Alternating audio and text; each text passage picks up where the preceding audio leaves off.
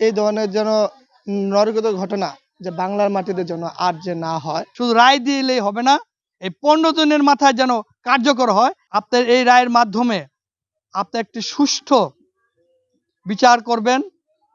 জনগণ যেন, সারা বাংলার মানুষ যেন, এই পৃথিবী যেন এই জঘন্যতম এই ধর্ষণ, হত্যাকারী সোলরান এবং স্বপ্নার ফাঁসি দ্রুত কার্যকর যেন হয়।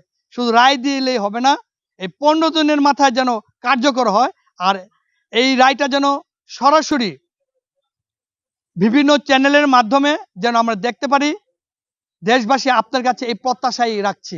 এক্সট্রিম মশার কয়েল প্ল্যান্ট ফাইবার দিয়ে তৈরি, তাই সহজে ভাঙে না, সুগন্ধিযুক্ত ও নিরবিচ্ছিন্নভাবে জ্বলে। ডেঙ্গু, চিকুনগুনিয়া বাহি সহ যে কোনো মশার বিরুদ্ধে দেয় এক্সট্রিম সুরক্ষা। আমি প্রধানমন্ত্রীকে ধন্যবাদ জানাই, স্বরাষ্ট্রমন্ত্রীকে ধন্যবাদ জানাই, আইনমন্ত্রীকে ধন্যবাদ জানাই, যাতে ফাঁসি হয়েছে, ফাঁসি কার্যকরটা জানি তাড়াতাড়ি হয়, এই ব্যবস্থাটা তাড়াতাড়ি হয়। আজকে তো আপনার হচ্ছে রামেশ্বর হত্যার রায় দিছে। তো স্বামী স্ত্রী সোহেল এবং সোহেলের বড় দুজনে রায় ঘোষণা করা হয়েছে, দুজনে মৃত্যুদণ্ড কার্যকর করা হয়েছে।